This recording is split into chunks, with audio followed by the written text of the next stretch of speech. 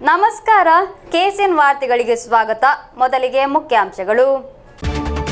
ಮಂಗಳೂರಿನಲ್ಲಿ ಲೈಂಗಿಕ ದೌರ್ಜನ್ಯ ತಡೆಯಲು ಯತ್ನಿಸಿದ ಅಪ್ರಾಪ್ತ ಬಾಲಕಿಯ ಕುತ್ತಿಗೆಗೆ ಶಾಲು ಬಿಗಿದು ಕೊಲೆಗೈದ ಪ್ರಕರಣ, ಆರೋಪಿಯ ಬಂಧನ. ಮಂಜೇಶ್ವರ ಪಂಚಾಯತ್ ಆಡಳಿತ ಸಮಿತಿ ಸಭೆಯಲ್ಲಿ ನಿದ್ರೆ ಮಾತ್ರೆ ಸೇವಿಸಿ ವಾರ್ಡ್ ಸದಸ್ಯೊಬ್ಬರಿಂದ ಆತ್ಮಹತ್ಯೆಗೆ ಯತ್ನ. 7ನೇ ವಾರ್ಡ್ ಸದಸ್ಯೆ ಆಶಿತ್ ರುಬೀನಾ ನಿದ್ರೆ ಮಾತ್ರೆ ಸೇವಿಸಿರುವುದು. ಹರಡುವ ಜ್ವರಗಳು ಹೆಚ್ಚುತ್ತಿದ್ದರೂ ಜಿಲ್ಲೆಯಲ್ಲಿ ಸಾಕಷ್ಟು ವೈದ್ಯರಿಲ್ಲ ಎಂಬ ದೂರು. ಬಹುತೇಕ ಕಡೆಗಳಲ್ಲಿ ರಾತ್ರಿ ಕಾಲ ಓಪಿ ಸ್ಥಗಿತ. ಕಾಸರಗೋಡು ಜಿಲ್ಲೆಯ ವಿವಿಧೆಡೆ ಕಳ್ಳತನ ಮಾಡಿದ ಆರೋಪಿಯ ಬಂಧನ. ಕಾಲಿಕೋಟೆ ತೊಟ್ಟಿಲ್ ಪಾಲಂ ನಿವಾಸಿ ಸನೀಶ್ ಜಾರ್ಜ್ ಎಂಬಾತನ ಬಂಧನ. ಕೇರಳ ಪ್ರದೇಶ್ ಮೀನುಗಾರರ ಸಂಘ ಬಿಎಂಎಸ್ ಕಾಸರಗೋಡು ಜಿಲ್ಲಾ ಸಮಿತಿ ವತಿಯಿಂದ ಧರಣಿ ಫಿಶರೀಸ್ ಆಫೀಸ್ನ ಮುಂಭಾಗದಲ್ಲಿ. ವಾರ್ತೆಗಳು ವಿವರವಾಗಿ. ಮಂಗಳೂರಿನಲ್ಲಿ ಲೈಂಗಿಕ ದೌರ್ಜನ್ಯ ತಡೆಯಲು ಯತ್ನಿಸಿದ ಅಪ್ರಾಪ್ತ ಬಾಲಕಿಯ ಕುತ್ತಿಗೆಗೆ ಶಾಲು ಬಿಗಿದು ಕೊಲೆಗೈದ ಪ್ರಕರಣದಲ್ಲಿ ಆರೋಪಿಯ ಬಂಧನ. ಬೆಳಗಾವಿ ನಿವಾಸಿಯು ಮಂಗಳೂರು ಪಣಂಬೂರು ಜೋಕಟ್ಟೆಯಲ್ಲಿ ವಾಸವಾಗಿದ್ದ ಫಕೀರಪ್ಪ ಹನುಮಪ್ಪ ಮಾದರನನ್ನಾಗಿದೆ ಪಣಂಬೂರು ಪೊಲೀಸರು ಬಂಧಿಸಿರುವುದು. ಮಂಗಳೂರಿನಲ್ಲಿ ಲೈಂಗಿಕ ದೌರ್ಜನ್ಯವನ್ನು ತಡೆದ ಅಪ್ರಾಪ್ತ ಬಾಲಕಿಯ ಕುತ್ತಿಗೆಗೆ ಶಾಲು ಬಿಗಿದು ಕೊಲೆಗೈದ ಆರೋಪಿಯ ಬಂಧನ. ಬೆಳಗಾವಿ ನಿವಾಸಿಯು ಮಂಗಳೂರಿನ ಪಣಂಬೂರು ಜೋಕಟ್ಟೆಯಲ್ಲಿ ವಾಸವಿರುವ ಫಕೀರಪ್ಪ ಹಣವಪ್ಪ ಮಾದರ ಎಂಬಾತನನ್ನು ಪಣಂಬೂರು ಪೊಲೀಸರು ಬಂಧಿಸಿದ್ದಾರೆ. ಈತ ಜೋಕಟ್ಟೆಯಲ್ಲಿ ಸಂಬಂಧಿಯ ಜೊತೆ ವಾಸವಾಗಿದ್ದ. ಬಾಲಕಿಯ ಊರಿನವರು ಸಂಬಂಧಿಯೂ ಆಗಿದ್ದಾನೆ ಬಂಧಿತ ಫಕೀರಪ್ಪ. ಈತ ಬಾಲಕಿ ಇದ್ದ ಕ್ವಾರ್ಟರ್ಸ್ಗೆ ನಿತ್ಯ ಭೇಟಿ ನೀಡುತ್ತಿದ್ದ ಎಂದು ಪೊಲೀಸರು ತಿಳಿಸಿದ್ದಾರೆ. ಘಟನೆ ನಡೆದ ದಿನ ಬೆಳಗ್ಗೆ ಆರೋಪಿ ಕ್ವಾರ್ಟರ್ಸ್ಗೆ ತಲುಪಿದಾಗ ಬಾಲಕಿ ಮಾತ್ರ ಇದ್ದಳು, ಬೇರೆ ಯಾರೂ ಇಲ್ಲ ಎಂದು ಖಚಿತಪಡಿಸಿಕೊಂಡ ನಂತರ ಫಕೀರಪ್ಪ ಬಾಲಕಿಯ ಮೇಲೆ ದೌರ್ಜನ್ಯ ಎಸಗಲು ಯತ್ನಿಸಿದ್ದಾನೆ. ಬಾಲಕಿ ಬೊಬ್ಬೆ ಹಾಕಿದ್ದು ತಡೆಯಲು ಯತ್ನಿಸಿದಾಗ ಆಕೆಯ ಕುತ್ತಿಗೆಗೆ ಶಾಲು ಬಿಗಿದು ಕೊಲೆ ಮಾಡಿ ಸ್ಥಳದಿಂದ ತೆರಳಿದ್ದಾನೆ. ನೆರೆಹೊರೆಯವರಾಗಿದ್ದಾರೆ ಮೊದಲು ಬಾಲಕಿ ಕ್ವಾರ್ಟರ್ಸ್ನಲ್ಲಿ ಕೊಲೆಯಾಗಿರುವುದನ್ನು ನೋಡಿರುವುದು. ಪಣಂಬೂರು ಪೊಲೀಸರು ನಡೆಸಿದ ತನಿಖೆಯಿಂದ ಕೊಲೆ ಪ್ರಕರಣ ಬೆಳಕಿಗೆ ಬಂದಿದ್ದು ಆರೋಪಿಯನ್ನು ಬಂಧಿಸಿದ್ದಾರೆ. News bureau, Kasaragod. ಮಂಜೇಶ್ವರ ಪಂಚಾಯತ್ ಆಡಳಿತ ಸಮಿತಿ ಸಭೆಯಲ್ಲಿ ನಿದ್ರೆ ಮಾತ್ರೆ ಸೇವಿಸಿ ವಾರ್ಡ್ ಸದಸ್ಯೊಬ್ಬರಿಂದ ಆತ್ಮಹತ್ಯೆಗೆ ಯತ್ನ. ಅಂಗನವಾಡಿ ಸ್ಥಾಪನೆಗೆ ಸಂಬಂಧಿಸಿದ ವಿವಾದದಲ್ಲಿ ಕೊನೆಯಲ್ಲಿ 7ನೇ ವಾರ್ಡ್ ಸದಸ್ಯೆ ಆಶಿತ್ ರುಬೀನಾ ನಿದ್ರೆ ಮಾತ್ರೆ ಸೇವಿಸಿರುವುದು. ಗಂಭೀರ ಅವಸ್ಥೆಯಲ್ಲಿರುವ ಇವರನ್ನು ಮಂಗಳೂರಿನ ಖಾಸಗಿ ಆಸ್ಪತ್ರೆಗೆ ದಾಖಲಿಸಲಾಗಿದೆ. ಮಂಜೇಶ್ವರ ಪಂಚಾಯತ್ ಆಡಳಿತ ಸಮಿತಿಯ ಮುಸ್ಲಿಂ ಲೀಗ್ ಸದಸ್ಯೆ ಆಯಿಷತ್ ರುಬೀನಾ ಆಗಿದ್ದಾರೆ. ಪಂಚಾಯತ್ ಆಡಳಿತ ಸಮಿತಿ ಸಭೆಯ ನಡುವೆ ಆತ್ಮಹತ್ಯೆಗೆ ಯತ್ನಿಸಿರುವುದು. ವಾರ್ಡ್ ಮೇಲಿರುವ ನಿರ್ಲಕ್ಷ್ಯವನ್ನು ಪ್ರತಿಭಟಿಸಿ ಆತ್ಮಹತ್ಯೆಗೆ ಯತ್ನಿಸಿದ್ದಾರೆ ಎನ್ನಲಾಗಿದೆ. ಪಂಚಾಯತ್ ಉಪಾಧ್ಯಕ್ಷ ರಫೀಕ್, ಸ್ಥಾಯಿ ಸಮಿತಿ ಚೇರ್ಮನ್ ಯಾದವ ಬಡಾಜೆ, ಸಿಪಿಐ ಸದಸ್ಯೆ ರೇಖಾ ಎಂಬುವರು ಸೇರಿ ರುಬೀನಾರವರನ್ನು ಮಂಗಲ್ಪಾಡಿ ತಾಲೂಕು ಆಸ್ಪತ್ರೆಗೆ ದಾಖಲಿಸಿದ್ದರೂ ಸ್ಥಿತಿ ಗಂಭೀರವಾಗಿದ್ದರಿಂದ ದೇರಳಕಟ್ಟೆ ಆಸ್ಪತ್ರೆಗೆ ರವಾನಿಸಲಾಗಿದೆ. ಸ್ವಂತ ವಾರ್ಡ್ನಲ್ಲಿ 25 ವರ್ಷ ಹಳೆಯದಾದ 2 ಅಂಗನವಾಡಿಗಳು ಕುಸಿತ ಎದುರಿಸಿದ್ದು ನಂತರ ಅವುಗಳನ್ನು ಸ್ವಂತ ಕಟ್ಟಡಕ್ಕೆ ಸ್ಥಳಾಂತರಿಸಬೇಕೆಂದು ಸರ್ಕಾರ ಆದೇಶಿಸಿತ್ತು. ಆದರೆ ಕಟ್ಟಡ ನಿರ್ಮಾಣಕ್ಕೆ ಪಂಚಾಯಿತಿ ಪ್ರಯತ್ನಿಸಿಲ್ಲ. ಬದಲಾಗಿ ಬಾಡಿಗೆ ಇಲ್ಲದೆ ಲಭಿಸಿದ 2 ಕಟ್ಟಡಗಳಿಗೆ ವರ್ಗಾಯಿಸಲಾಯಿತು. ಕಟ್ಟಡಗಳು ಶೋಚನೀಯ ಅವಸ್ಥೆಯಲ್ಲಿದೆ. ಆಡಳಿತ ಸಮಿತಿ ಸಭೆ ಆರಂಭವಾದ ಕೂಡಲೇ ರುಬೀನಾ ತಮ್ಮ ವಾರ್ಡ್ನಲ್ಲಿರುವ ಅಂಗನವಾಡಿಗಳ ಬಗ್ಗೆ ವಿಚಾರಿಸಿದ್ದಾರೆ. ಮುಂದಿನ ಸಭೆಯಲ್ಲಿ ಈ ಬಗ್ಗೆ ತೀರ್ಮಾನಿಸಲಾಗುವುದು ಎಂದು ಅಧಿಕಾರಿಗಳು ಉತ್ತರಿಸಿದಾಗ ಈ ಬಗ್ಗೆ ಸ್ಪಷ್ಟಪಡಿಸಿ ಸಭೆ ನಡೆಸಿದರೆ ಸಾಕು ಎಂದು ತಮ್ಮನ್ನು ಜನರು ಆಯ್ಕೆ ಮಾಡಿರುವುದು ಎಂದು ರುಬೀನಾ ಹೇಳಿದ್ದಾರೆ. ನಂತರ ನಿದ್ರೆ ಮಾತ್ರೆ ನುಂಗಿ ಆತ್ಮಹತ್ಯೆಗೆ ಯತ್ನಿಸಿದ್ದಾರೆ. ಸದಸ್ಯರಾದ ರಫೀಕ್, ಯಾದವ್ ಬಡಾಜೆ, ರೇಖಾ ರವರು ರುಬೀನಾಳನ್ನು ಮಂಗಲ್ಪಾಡಿ ಆಸ್ಪತ್ರೆಗೂ ನಂತರ ದೇರಳಕಟ್ಟೆಗೆ ಸಾಗಿಸಿದ್ದಾರೆ. ರುಬೀನಾ ಅಪಾಯದಿಂದ ಪಾರಾಗಿದ್ದಾರೆ ಎಂದು ಹೇಳಲಾಗುತ್ತಿದೆ. ಘಟನೆ ಮಂಜೇಶ್ವರ ಪಂಚಾಯತ್ ಆಡಳಿತ ಸಮಿತಿಯ ವಿರುದ್ಧ ತೀವ್ರ ಪ್ರತಿಭಟನೆಯನ್ನು ಹುಟ್ಟುಹಾಕಿದೆ. ಕಾಂಗ್ರೆಸ್, ಬಿಜೆಪಿ, ಲೀಗ್, ಎಸ್ಡಿಪಿಐ ಎಡರಂಗದ ಸಹಯೋಗದೊಂದಿಗಾಗಿದೆ ಪಂಚಾಯತ್ನ ಆಡಳಿತ. Abdul Rehman Udyavar, news bureau, Manjeshwar. ಹರಡುವ ಜ್ವರಗಳು ಹೆಚ್ಚುತ್ತಿದ್ದರೂ ಕಾಸರಗೋಡು ಜಿಲ್ಲೆಯಲ್ಲಿ ಸಾಕಷ್ಟು ವೈದ್ಯರಿಲ್ಲ ಎಂಬ ದೂರು. ಬಹುತೇಕ ಕಡೆಗಳಲ್ಲಿ ರಾತ್ರಿ ಕಾಲ ಓಪಿಯನ್ನು ಸ್ಥಗಿತಗೊಳಿಸಿರುವುದು ರೋಗಿಗಳನ್ನು ಸಂಕಷ್ಟಕ್ಕೆ ದೂಡಿದೆ. ಮಳೆಗಾಲ ತೀವ್ರವಾಗುತ್ತಿದ್ದಂತೆ ಕಾಸರಗೋಡು ಜಿಲ್ಲೆಯಲ್ಲಿ ಜ್ವರ ಬಾಧಿತರ ಸಂಖ್ಯೆ ದಿನದಿಂದ ದಿನಕ್ಕೆ ಹೆಚ್ಚಾಗುತ್ತಿದೆ. ಡೆಂಗ್ಯೂ ಜ್ವರ, ಹರಡುವ ಜ್ವರ ವ್ಯಾಪಕವಾಗಿದೆ. ಸಾಕಷ್ಟು ವೈದ್ಯರು ಇಲ್ಲದಿರುವುದು ಆಸ್ಪತ್ರೆಗಳ ಕಾರ್ಯನಿರ್ವಹಣೆಯ ತಾಳ ತಪ್ಪಿಸುತ್ತಿದೆ. ಬಹುತೇಕ ಆಸ್ಪತ್ರೆಗಳಲ್ಲಿ ರಾತ್ರಿ ಓಪಿ ಸ್ಥಗಿತಗೊಳಿಸಿರುವುದರಿಂದ ರೋಗಿಗಳಿಗೆ ತೊಂದರೆಯಾಗುತ್ತಿದೆ. ಜಿಲ್ಲೆಯಲ್ಲಿ ವೈದ್ಯರ 323 ಹುದ್ದೆಗಳ ಪೈಕಿ 245 ಮಂದಿ ಮಾತ್ರ ನೇಮಕಗೊಂಡಿರುವುದು. 78 ಹುದ್ದೆಗಳು ಇನ್ನೂ ಖಾಲಿ ಇವೆ. ಹೊಸದಾಗಿ ನೇಮಕಗೊಂಡವರು ಉನ್ನತ ವ್ಯಾಸಂಗಕ್ಕಾಗಿ ರಜೆ ತೆಗೆದುಕೊಂಡು ಹೋಗುತ್ತಿರುವುದರಿಂದ ಬಿಕ್ಕಟ್ಟು ಸೃಷ್ಟಿಯಾಗಿದೆ. ಜಿಲ್ಲೆಯಲ್ಲಿ ವೈದ್ಯರ ಸೇವೆ ಲಭ್ಯವಾಗಿಸಲು ಹೆಚ್ಚುವರಿ ವೇತನ ಅಥವಾ ಪ್ರೋತ್ಸಾಹಧನ ನೀಡಿದರೆ ಬಿಟ್ಟು ಹೋಗುವುದು ಕಡಿಮೆಯಾಗಬಹುದು ಎಂದು ಅಂದಾಜಿಸಲಾಗಿದೆ. ಜಿಲ್ಲೆಯಲ್ಲಿ ಆರೋಗ್ಯ ರಂಗದ ಬಿಕ್ಕಟ್ಟನ್ನು ಸರ್ಕಾರಕ್ಕೆ ತಿಳಿಸಿದರೂ ಯಾವುದೇ ಸಕಾರಾತ್ಮಕ ಕ್ರಮ ಕೈಗೊಂಡಿಲ್ಲ ಎಂಬ ದೂರು. ಪಿಎಸ್ಸಿ ಮೂಲಕ ನೇಮಿಸಿದ ವೈದ್ಯರಿಗೆ ನೀಡುವ ವೇತನವನ್ನೇ ತಾತ್ಕಾಲಿಕ ನೇಮಕಾತಿಗೂ ನೀಡಿದರೆ ಸ್ವಲ್ಪ ಮಟ್ಟಿಗೆ ಸಮಸ್ಯೆಗೆ ಪರಿಹಾರ ಕಂಡುಕೊಳ್ಳಲು ಸಾಧ್ಯ ಎಂಬುದು ತಜ್ಞರ ಅಭಿಪ್ರಾಯ. ಸ್ಥಳ ಬದಲಾಯಿಸಿ ಹೋಗುತ್ತಿರುವ ವೈದ್ಯರ ಹುದ್ದೆಗಳನ್ನು ಖಾಲಿ ಬಿಡುವ ಬದಲು ವೈದ್ಯರ ನೇಮಕಾತಿಯಲ್ಲಿ ಸರ್ಕಾರ ಮಧ್ಯಪ್ರವೇಶಿಸಬೇಕೆಂಬ ಅವಶ್ಯಕತೆ ಎದುರಾಗಿದೆ. News bureau, Kasaragod. ಕಾಸರಗೋಡು ಜಿಲ್ಲೆಯ ವಿವಿಧೆಡೆ ಕಳ್ಳತನ ಮಾಡಿದ್ದ ಆರೋಪಿಯನ್ನು ಬಂಧಿಸಲಾಗಿದೆ. ಕಲ್ಲಿಕೋಟೆ ತೊಟ್ಟಿಲ್ಪಾಲಂ ನಿವಾಸಿ ಸನೀಶ್ ಜಾರ್ಜ್ ಎಂಬ ಸನಲ್ ಎಂಬಾತನನ್ನು ಅಂಗಮಾಲಿಯಿಂದ ಬಂಧಿಸಲಾಗಿದೆ. ಗೂಗಲ್ ಮ್ಯಾಪ್ ನೋಡಿ ಕಳ್ಳತನ ಮಾಡುವ ಕುಖ್ಯಾತ ದರೋಡೆಕೋರನ ಬಂಧನ. ಕಾಂಜಂಗಾಡ್, ಕಾಸರಗೋಡು ನ್ಯಾಯಾಲಯಗಳಲ್ಲಿಯೂ ನೀಲೇಶ್ವರದಲ್ಲಿಯೂ ಮದ್ಯದಂಗಡಿ ಸೇರಿದಂತೆ ರಾಜ್ಯದ ವಿವಿಧ ಭಾಗಗಳಲ್ಲಿ 15ಕ್ಕೂ ಹೆಚ್ಚು ದರೋಡೆ ನಡೆಸಿದ ಆರೋಪಿಯಾಗಿದ್ದಾನೆ ಬಂಧಿತನಾಗಿರುವುದು. ಕಣ್ಣೂರು, ಚೋಕ್ಲಿ, ಪೆರಿಂಗತ್ತೂರು, ಕರಿಯಾಡ್, ಪಳಂದಕರ ನಿವಾಸಿ ಸನೀಶ್ ಜಾರ್ಜ್ ಎಂಬ ಸನಲ್ ಎಂಬಾತನನ್ನು ಬಂಧಿಸಿರುವುದು. ಪ್ರಸ್ತುತ ಕಲಿಕೋಟೆಯಲ್ಲಿ ವಾಸವಿರುವ ಆರೋಪಿ ಗೂಗಲ್ ಮ್ಯಾಪ್ ನೋಡಿ ದರೋಡೆ ಮಾಡಬೇಕಾದ ಸ್ಥಳ ಮತ್ತು ಸಂಸ್ಥೆಗಳನ್ನು ಆಯ್ಕೆ ಮಾಡುತ್ತಾನೆ. ಕಳೆದ ವಾರ ಕಾಸರಗೋಡು ನ್ಯಾಯಾಲಯದಲ್ಲಿ ದರೋಡೆ ನಡೆಸಿದ ആരോപിയ സിസിടിവി ദൃശ്യാവളി ലഭിച്ചിരുವುದು പ്രകരണದಲ್ಲಿ സുളിവാಗಿದೆ. അപ്പോൾ ഇയാളുടെ പ്രത്യേകത എന്ന് പറഞ്ഞാൽ ഇയാൾ ഗൂഗിൾ മാപ്പ് നോക്കും. ഗൂഗിൾ മാപ്പ് നോക്കിയിട്ട് കോടതി, പോസ്റ്റ് ഓഫീസ് ഇങ്ങനെയുള്ള സ്ഥാപനങ്ങൾ കണ്ടെത്തി അവിടെ പോയി മോഷണം നടത്തുകയാണ് ഇയാളുടെ ഒരു പ്രകൃതം. ഇതിനു മുമ്പും കാസർഗോഡ് കോടതിയിൽ വരാൻ ഇയാളുടെ ശ്രമം നടത്തി. അന്ന് പോലീസ് ജീപ്പ് കണ്ട് ആ ശ്രമം ഉപേക്ഷിക്കുകയായിരുന്നു. ഇദ്ദേഹത്തിൻ്റെ വേർഷൻ അനുസരിച്ച് ഒരു കോടതിയിൽ കയറിയപ്പോൾ തൊണ്ടി മുതൽ റൂമിൽ നിന്നും 4 പവനോളം സ്വർണ്ണമയക്ക് കിട്ടി. അങ്ങനെയാണ് കോടതിയിൽ കയറിക്കഴിഞ്ഞാൽ എന്തെങ്കിലും മോഷണ വസ്തുക്കൾ എന്തെങ്കിലും കിട്ടുമെന്നുള്ളൊരു പ്രതീക്ഷയൊക്കെ ഉണ്ടാകും. അങ്ങനെയാണ് ഈ കോടതിയിലേക്ക് കയറാൻ തുടങ്ങിയത്. ವಿದ್ಯಾನಗರದಲ್ಲಿ ಮರದ ಮಿಲ್ನ ಬೀಗ ಒಡೆದು 3 ಲಕ್ಷ ರೂಪಾಯಿ ಹಣ ಕಳ್ಳತನ ಮಾಡಿರುವುದು ಸನೀಶ್ ಜಾರ್ಜ್ ಆಗಿದ್ದಾನೆ. 1 ತಿಂಗಳ ಹಿಂದೆ ಹೊಸದುರ್ಗ ನ್ಯಾಯಾಲಯದಲ್ಲಿ ದರೋಡೆಗೆ ಯತ್ನಿಸಿದ್ದಾರೆ. 2 ವಾರಗಳ ಹಿಂದೆ ನೀಲೇಶ್ವರದಲ್ಲಿರುವ ಮದ್ಯದಂಗಡಿಗೆ ನುಗ್ಗಿ ದರೋಡೆ ಮಾಡಿರುವುದು ಸನೀಶ್ ಜಾರ್ಜ್ ಎಂದು ಪೊಲೀಸರು ತಿಳಿಸಿದ್ದಾರೆ. ಪಳೆಂಗಡಿ ಬೇವರೇಜ್ ಧರ್ಮ ಶಾಲೆ ಮತ್ತು ಅಂಚೆ ಕಚೇರಿಯಲ್ಲಿ ಆರೋಪಿ ದರೋಡೆ ನಡೆಸಿದ್ದಾನೆ. ನಳಪುರ ನ್ಯಾಯಾಲಯ, ಅಂಚೆ ಕಚೇರಿ, ವೇಳಮುಂಡ ಶಾಲೆ ಮತ್ತು ಅಂಚೆ ಕಚೇರಿ, ವಯನಾಡ್ ಸುಲ್ತಾನ್ ಬತ್ತೇರಿ ನ್ಯಾಯಾಲಯ, ಪಾಲಕ್ಕಾಡ್ ಕಸಬಾ ಅಂಚೆ ಕಚೇರಿ, ಕೊಯ್ಲಾಂಡಿ ಅಂಚೆ ಕಚೇರಿ, ಬ್ಯಾಂಕ್, ಕಾಸರಗೋಡು ಶಾಲೆಯಲ್ಲೂ ಈತ ದರೋಡೆ ಮಾಡಿದ್ದಾನೆ. 15 പ്രകരണಗಳು ಇದರೊಂದಿಗೆ ಸಾಬೀತಾಗಿದೆ. ആരോപി ഈ ಹಿಂದೆ ജയിലിനಲ್ಲಿದ್ದ. അപ്പോൾ ഈ അന്വേഷണത്തിൻ്റെ ഭാഗമായിട്ട് ഇത് ഒരു ദിവസം തന്നെ 3 മോഷണങ്ങൾ നടന്നു. അതിൻ്റെ ഒരു ഗ്രാവിറ്റി കൂടുതലായതുകൊണ്ട് ഒരു സ്പെഷ്യൽ ടീമിനെ കോൺസ്റ്റിറ്റ്യൂട്ട് ചെയ്തു. കാസർഗോഡ് DYSPയുടെ നേതൃത്വത്തിൽ വിദ്യാനഗർ SHO പിന്നെ കുറേയധികം പോലീസ് ഓഫീസറിനെ ചേർത്തൊരു ടീമുണ്ടാക്കി. ആ ടീം ഇതുപോലെ സമാനമായ കുറ്റകൃത്യങ്ങൾ നടത്തിയ ആൾക്കാരെക്കുറിച്ച് പഠിച്ച് മനസ്സിലാക്കുകയും മറ്റ് സ്ഥലങ്ങളിൽ നടന്ന കുറ്റകൃത്യങ്ങളെക്കുറിച്ച് പഠിക്കുകയൊക്കെ ചെയ്തു. തുടർന്ന് ഒരു CCTV വിഷ്വൽസ് കിട്ടി. അതിൻ്റെ പിന്നാലെ നടത്തിയ അന്വേഷണത്തിൻ്റെ ഫലമായിട്ട് നമ്മൾക്ക് പ്രതിയിലേക്ക് എത്താൻ കഴിഞ്ഞു. അങ്ങനെ ഇന്നലെ ഈ കേസിലെ പ്രതി, അതായത് സനീഷ് ജോർജ് അല്ല സനിൽ എന്നറിയപ്പെടും, അയാളെ ഇന്നലെ അങ്കമാലിയിൽ വെച്ച് അറസ്റ്റ് ചെയ്തിട്ടുണ്ട്. ഈ കാസർഗോഡ് ടൗണിൽ നടന്ന ഈ 3 മോഷണ കേസുകളും അയാൾ തന്നെയാണ് ചെയ്തത്. അയാൾ കുറ്റം സമ്മതിച്ചിട്ടുണ്ട്. അതുകൂടാതെ മറ്റ് 12ഓളം കേസുകൾ അയാൾ ചെയ്തിട്ടുണ്ട്. മൊത്തം 15 കേസുകൾ അയാൾ അറ്റംപ്റ്റ് ചെയ്തിട്ടുണ്ട്. അപ്പോൾ അങ്ങനെ പ്രതി അറസ്റ്റ് ചെയ്തിട്ടുണ്ട്. ബാക്കി നടപടികൾ സ്വീകരിക്കുന്നു.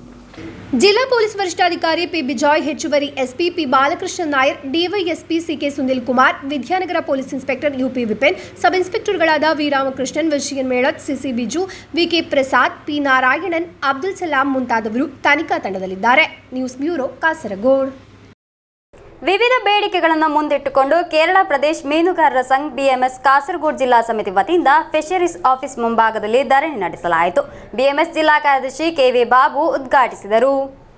ಮೀನುಗಾರಿಕಾ ಕೆಲಸಗಾರರ ಹಾಗೂ ಅನುಬಂಧಿತ ಕೆಲಸಗಾರರ ಅಂಶಾದಾಯವನ್ನು ಮುಮ್ಮಡಿಯಾಗಿ ಹೆಚ್ಚಿಸಿದ ಕ್ರಮವನ್ನು ಹಿಂತೆಗೆಯಬೇಕು, ಮೀನುಗಾರಿಕಾ ಕೆಲಸಗಾರರ ತಡೆದಿರಿಸಿದ ಅನುಕೂಲತೆಗಳನ್ನು ಕೂಡಲೇ ಒದಗಿಸಬೇಕು ಮುಂತಾದ ಬೇಡಿಕೆಗಳನ್ನು ಮುಂದಿಟ್ಟುಕೊಂಡು ಕೇರಳ ಪ್ರದೇಶ್ ಮೀನುಗಾರರ ಸಂಘ BMS ಕಾಸರಗೋಡು ಜಿಲ್ಲಾ ಸಮಿತಿ ವತಿಯಿಂದ ಫಿಶರೀಸ್ ಆಫೀಸ್ ಮುಂಭಾಗದಲ್ಲಿ ಧರಣಿ ನಡೆಸಲಾಯಿತು. BMS ಜಿಲ್ಲಾ ಕಾರ್ಯದರ್ಶಿ KV ಬಾಬು ಉದ್ಘಾಟಿಸಿದರು. ഇന്ന് കാണാൻ സാധിക്കുന്നത് എല്ലാ ക്ഷേമനിധി ബോർഡുകളെയും നശിപ്പിച്ച പോലെ തന്നെ ഈ ക്ഷേമനിധി ബോർഡിനെയും നശിപ്പിക്കുന്ന ഒരു ദിശയിലേക്കാണ് ഇത് പോകുന്നതെന്നാണ് നമുക്ക് കാണാൻ സാധിക്കുന്നത്. കാരണം അംശാദായം വർദ്ധിപ്പിക്കുന്നതിന് നമ്മൾക്ക് ഒരു എതിരുമില്ല. അംശാദായം വർദ്ധിപ്പിക്കുമ്പോൾ തന്നെ അതിൽ കൊടുക്കുന്ന ആനുകൂല്യങ്ങളെല്ലാം തന്നെ വർദ്ധിപ്പിച്ചുകൊണ്ടായിരിക്കണം അംശാദായം വർദ്ധിപ്പിക്കേണ്ടതെന്നുള്ളതാണ്. അംശാദായം വർദ്ധിപ്പിച്ചാൽ ആനുകൂല്യം വർദ്ധിപ്പിക്കണ്ടേ? പക്ഷെ 4 മാസമായി ഒരു വിവാഹ ധനസഹായമോ അല്ലെങ്കിൽ ഒരു സ്കോളർഷിപ്പോ ഒരു പെൻഷൻ തന്നെ 4 മാസമായി മുടങ്ങിയിരിക്കുകയാണ്. ഇങ്ങനെയുള്ള 8 മാസമായി പെൻഷൻ മുടങ്ങിയിരിക്കുകയാണ്. ഇങ്ങനെയുള്ള സമയത്താണ് ഇടിവെട്ടിയവന്റെ തലത്ത് മരം വീണു എന്ന് പറയുന്ന പോലെ ഒരു ഇടുത്തി എന്ന പോലെ 100% വർദ്ധിപ്പിച്ചുകൊണ്ടാണ് ഇവിടെ അംശാദായം വർദ്ധിപ്പിച്ചത്. ಕೇರಳ ಪ್ರದೇಶ ಮೀನುಗಾರರ ಸಂಘದ ಕಾಸರಗೋಡು ಜಿಲ್ಲಾಧ್ಯಕ್ಷ ಪಿ ದಿನೇಶ್ ಬಮ್ರಾಣ ಅಧ್ಯಕ್ಷತೆ ವಹಿಸಿದ್ದರು. ಬಿಎಂಎಸ್ ಜಿಲ್ಲಾ ಜೊತೆ ಕಾರ್ಯದರ್ಶಿ ಸುರೇಶ್ ದೇಳಿ, ಮೀನುಗಾರರ ಸಂಚಾಲಕ ಸುರೇಶ್ ಕೀಳೂರ್, ಬಿಎಂಎಸ್ ಕಾಸರಗೋಡು ವಲಯ ಕಾರ್ಯದರ್ಶಿ ರಿಜೇಶ್ ಜೆಪಿ ನಗರ್ ಎಂಬಿವರು ಮಾತನಾಡಿದರು. ಬಿಎಂಎಸ್ ಕಾಸರಗೋಡು ವಲಯ ಪದಾಧಿಕಾರಿಗಳಾದ ಶಿವನ್ ತಾಳಿಪಟ್ಟು, ಹರಿಕೃಷ್ಣನ್, ಜನಾರ್ದನನ್ ಕಡಪುರ, ವಾರ್ಡ್ ಕೌನ್ಸಿಲರ್ ಅಜಿತ್ ಕಡಪುರ, ಪ್ರಿಯೇಶ್ ಕುಂಬಳೆ ಮುಂತಾದವರು ಉಪಸ್ಥಿತರಿದ್ದರು. ರಮೇಶ್ ಕಡಪುರ ಸ್ವಾಗತಿಸಿ ಪದ್ಮನಾಭ ಕಡಪುರ ಧನ್ಯವಾದವಿತ್ತರು. News bureau Kasaragod.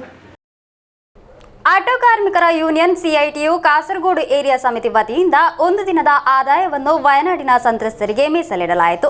Kasaragod town CI Nalinakshan ಉದ್ಘಾಟಿಸಿದರು. ಆಟೋ ಕಾರ್ಮಿಕರ ಯೂನಿಯನ್ ಸಿಐಟಿಯು ಕಾಸರಗೋಡು ಏರಿಯಾ ಸಮಿತಿ ವತಿಯಿಂದ ಒಂದು ದಿನದ ಆದಾಯವನ್ನು ವಯನಾಡಿನ ಸಂತ್ರಸ್ತರಿಗೆ മീസലിടലാಯಿತು. സിഐ നളിനാക്ഷൻ ഉദ്ഘാടിಸಿದರು. ഒരുപാട് പണം കയ്യിലുള്ളവർ അതിനകത്ത് നിന്ന് കുറച്ച് പൈസ കൊടുക്കും പോലെയല്ല നമ്മൾ നിത്യം കിട്ടുന്ന നമ്മുടെ ജീവിത ചെലവിൽ നിന്നും ഒരു ഭാഗം മാറ്റിവെക്കുക എന്ന് പറയുന്നത്. അത് വളരെ വലിയ ഒരു മനസ്സാണ് നിങ്ങളിവിടെ കാണിക്കുന്നത്. എല്ലാ വിഭാഗത്തിൽപ്പെട്ട ആൾക്കാരും ഈ രീതിയിൽ തന്നാൽ കഴിയുന്ന സഹായം ചെയ്യുന്നുണ്ടെങ്കിലും അതിൻ്റെ ഒരു ഭാഗമാകാൻ നിങ്ങൾ കാണിച്ച ഈ ഒരു ഉദ്യമത്തെ അങ്ങേയറ്റം അഭിനന്ദിക്കുന്നു. AR ധന്യവാദ് അധ്യക്ഷത വഹിച്ചിದ್ದರು. വയനാട് ദുരന്തം അനുഭവിക്കുന്നവരെ സഹായിക്കുന്നതിനായി കാസർഗോഡ് ജില്ലാ ഓട്ടോ തൊഴിലാളി യൂണിയൻ CITUവിൻ്റെ നേതൃത്വത്തിൽ ഇന്ന് കാരുണ്യയാത്ര സംഘടിപ്പിക്കുകയാണ്. ഓട്ടോ തൊഴിലാളികളെ സംബന്ധിച്ചിടത്തോളം അറിയാം, അന്നന്ന് കിട്ടുന്ന തുക ഉപയോഗപ്പെടുത്തിക്കൊണ്ട് ഉപജീവനം കഴിച്ച് മുന്നോട്ട് പോകുന്നവരാണ്.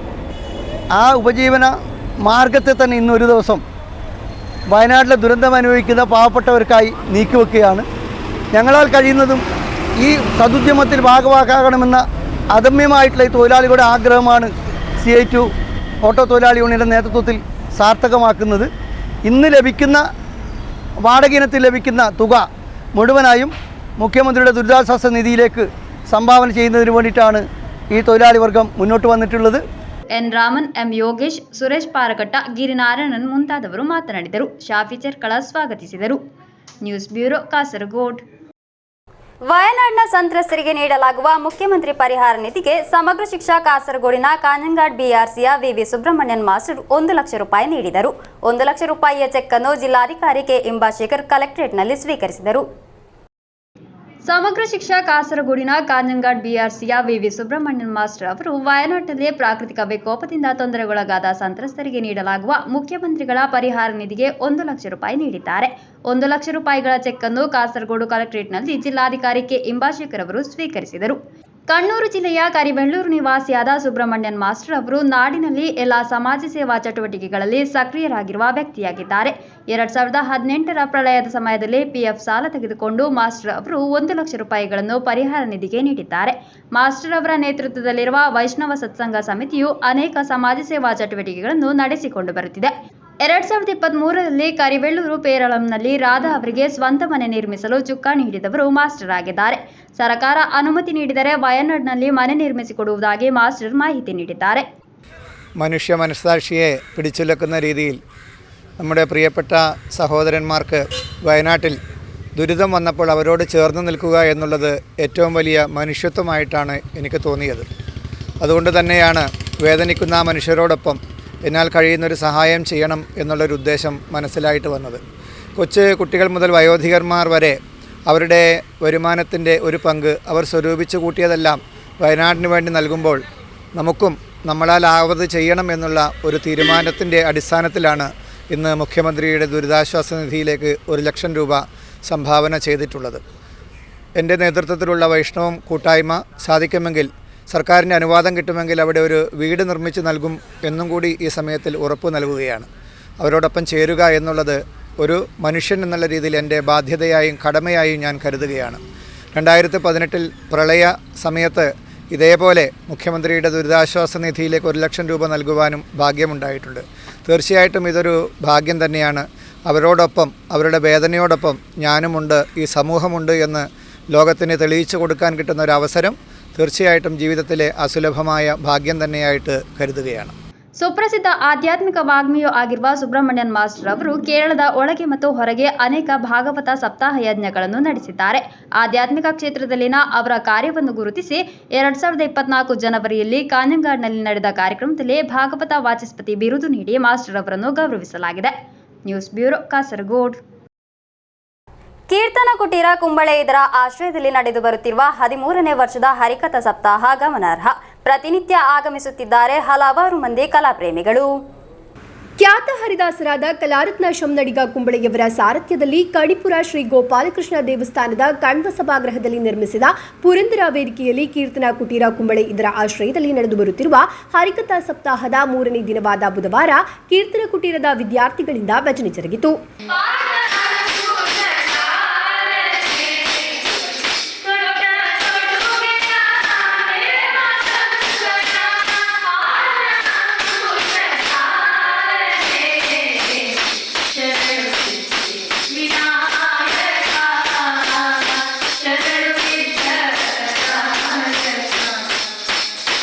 ನಂತರ ರಮಾನಾಥ ನಾಯಕ್ ಅವರ ಹರಿಕಥಾ ರಂಗ ಪ್ರವೇಶ ಜರುಗಿತು.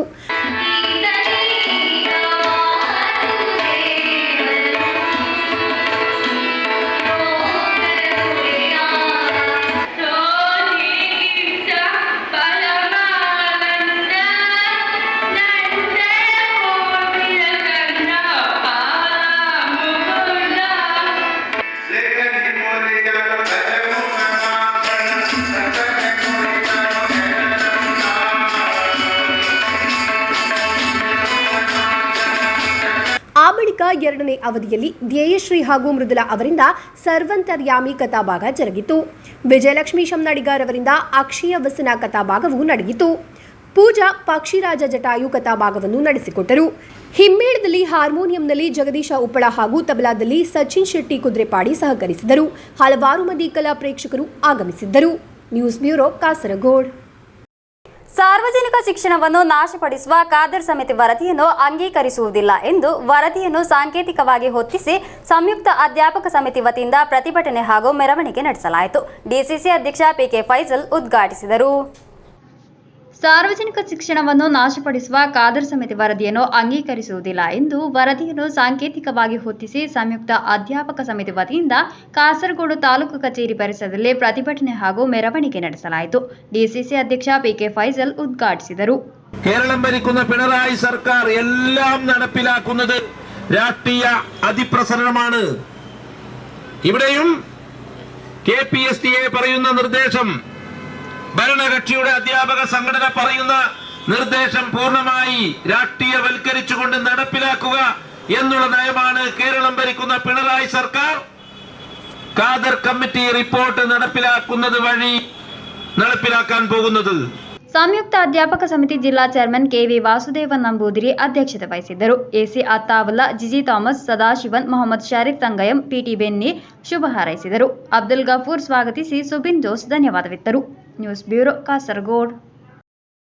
ಕಾಸರಗೋಡು ಪಬ್ಲಿಕ್ ಸರ್ವೆಂಟ್ ಸಹಕಾರಿ ಸಂಘದ ಆಶ್ರಯದಲ್ಲಿ ಬೀಳ್ಕೊಡುಗೆ ಹಾಗೂ ಸನ್ಮಾನ ಕಾರ್ಯಕ್ರಮವನ್ನು ಹಮ್ಮಿಕೊಳ್ಳಲಾಯಿತು. ಸಂಘದ president in charge K Raghavan master ಅಧ್ಯಕ್ಷತೆ ವಹಿಸಿದ್ದರು.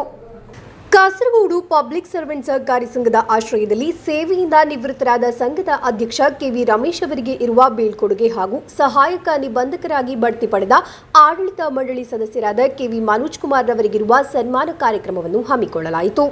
ಸಂಘದ president in charge K Raghavan master ಅಧ್ಯಕ್ಷತೆ ವಹಿಸಿದ್ದರು.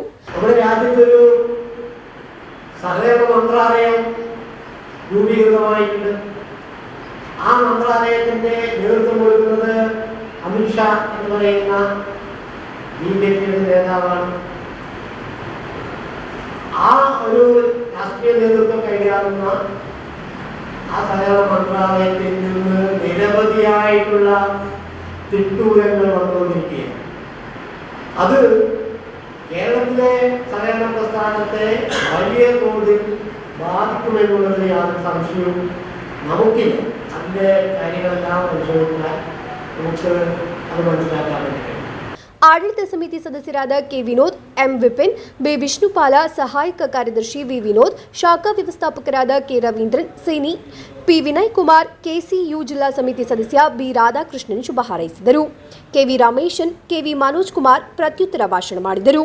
ಕಾರ್ಯದರ್ಶಿ ರಾಘವನ್ ಬೆಳ್ಳಿಪಾಡಿ ಸ್ವಾಗತಿಸಿ ನಿರ್ದೇಶಕಿ ಇಂದುಲೇಖಾ ಧನ್ಯವಾದವಿತ್ತರು. News bureau, Kasaragod.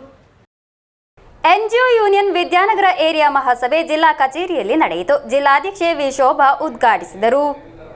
NGO union Vidyanagar area ಮಹಾಸಭೆ ನಡೆಯಿತು. ಜಿಲ್ಲಾಧ್ಯಕ್ಷೆ ವಿ ಶೋಭಾ ಉದ್ಘಾಟಿಸಿದರು. ഒരു കാലങ്ങളിൽ ഒരു നേട്ടവും കിട്ടാണ്ട് കേരളത്തിലെ മറ്റ് സംഘടനകളെല്ലാം ഛിന്ന ഭിന്നമായിട്ട് നിൽക്കുമ്പോൾ 1962 കേരള ഇന്ത്യ യൂണിയനോടൊപ്പം എല്ലാ സംഘടനകളും ലയിച്ചു ചേർന്നത്. എന്തുകൊണ്ടാണ് ലയിച്ചു ചേർന്നത്?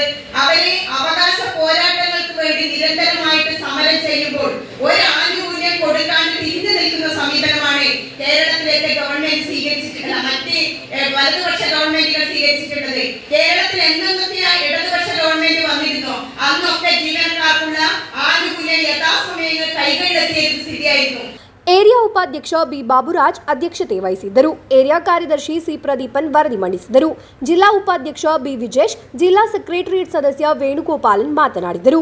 ಸೆಪ್ಟೆಂಬರ್ 3ರಂದು ನಡೆಯಲಿರುವ ವಲಯ ಮಾರ್ಚ್ ಅನ್ನು ಯಶಸ್ವಿಗೊಳಿಸಲು ನಿರ್ಧರಿಸಲಾಯಿತು. News bureau, Kasaragod. ಕೊನೆಯಲ್ಲಿ ಮತ್ತೊಮ್ಮೆ ಮುಖ್ಯಾಂಶಗಳು. ಮಂಗಳೂರಿನಲ್ಲಿ ಲೈಂಗಿಕ ದೌರ್ಜನ್ಯ ತಡೆಯಲು ಯತ್ನಿಸಿದ ಅಪ್ರಾಪ್ತ ಬಾಲಕಿಯ ಕುತ್ತಿಗೆಗೆ ಶಾಲು ಬಿಗಿದು ಕೊಲೆಗೈದ ಪ್ರಕರಣ, ಆರೋಪಿಯ ಬಂಧನ.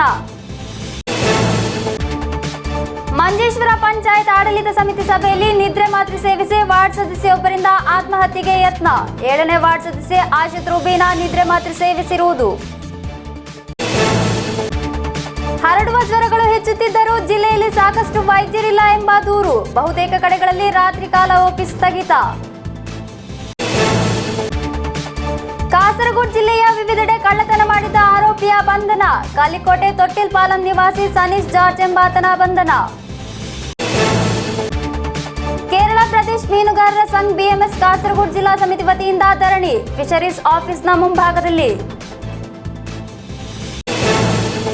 ಇಂದಿನ ವಾರ್ತಾ ಸಂಚಿಕೆಗೆ ಮುಕ್ತಾಯವಾಯಿತು. ಮುಂದಿನ ವಾರ್ತಾ ಸಂಚಿಕೆಯೊಂದಿಗೆ ಭೇಟಿಯಾಗೋಣ. ವಂದನೆಗಳು.